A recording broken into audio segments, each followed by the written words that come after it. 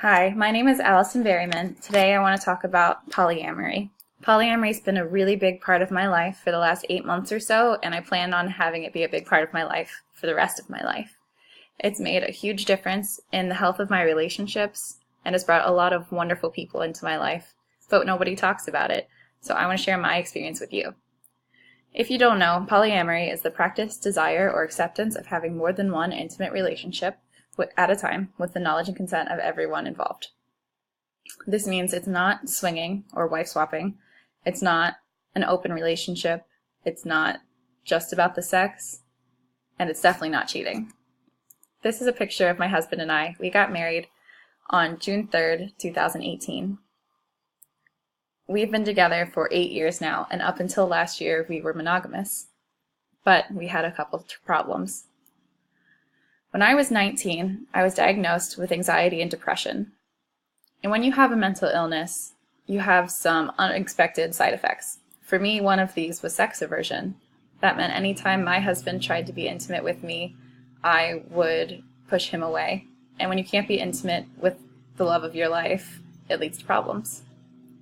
Especially when you live in a society that teaches you about soulmates, about monogamy, and how it's the only way to love, and that if you love someone enough, they won't need anyone else, and you won't need anyone else. But what happens when you can't be everything for the person that you love?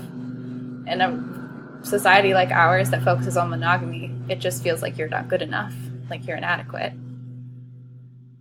I felt inadequate. I was insecure, and instead of dealing with it and doing the right thing for my relationship, I bottled things up, and it caused even more problems.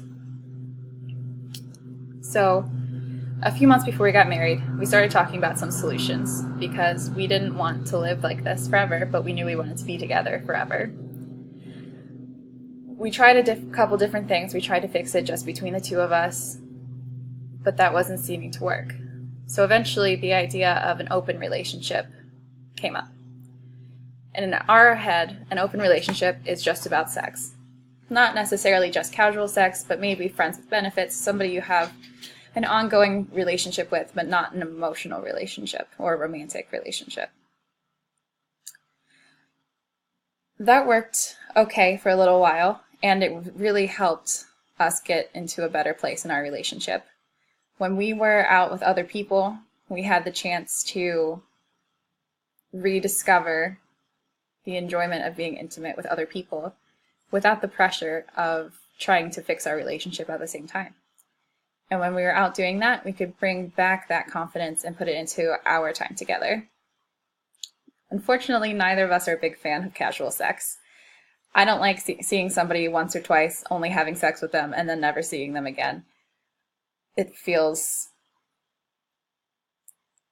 gross to me. I don't shame anyone who lives their life that way, but it's not for us. We wanted people that we loved, and we met our partners, Lynn and Shiloh, and the four of us are very, very happy together. And it might be confusing, you might be wondering how this all works, but we're just like any other couple. Our plan for the future is to get a house, to live together, to have the same problems as every family has. What do we want to do with the yard, and what are we making for dinner tonight, and how do you want to redecorate this room in the house? Normal family problems. We also want to have kids. I want to have kids with Tim, of course. Lynn and Shiloh might want to have kids together someday. Maybe Shiloh and I will want to have kids together one day, and we'll be one family with 4 parents and a lot of love. And our kids will learn about inclusivity, homophobia, and tolerance at a young age. But I want to talk now about what polyamory isn't. It's not about just the sex. That's the number one thing we get when we tell people that we're polyamorous. Is it just a kind of sex thing? No. I want full relationships with every one of my partners. And it's definitely not easy. We went through months and months of talking through our insecurities, because when your partner is with somebody who has things that you don't, it's hard not to feel insecure. It's hard not to feel jealous. But in order for polyamory to work, you talk through things, and they're hard conversations to have, but they're definitely worth it. Polyamory gives me the chance to have an even bigger support network. We go everywhere, hand in hand, in hand in hand in hand. The four of us are happy, and it's not drama, it's not complicated as much as you might think otherwise. And the biggest takeaway I want you to get from my talk today is that there's no right or wrong way to love in life. If you're happy and you are surrounded by people who support you and that you support, who's to say that you're wrong?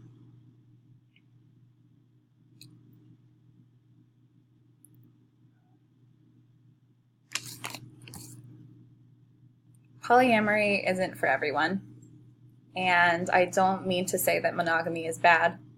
I just want everyone to walk away from this knowing that you have nothing but choices in your life and in how you love. And maybe you don't want polyamory for yourself, but I would encourage you to support the people around you who are making that choice for themselves.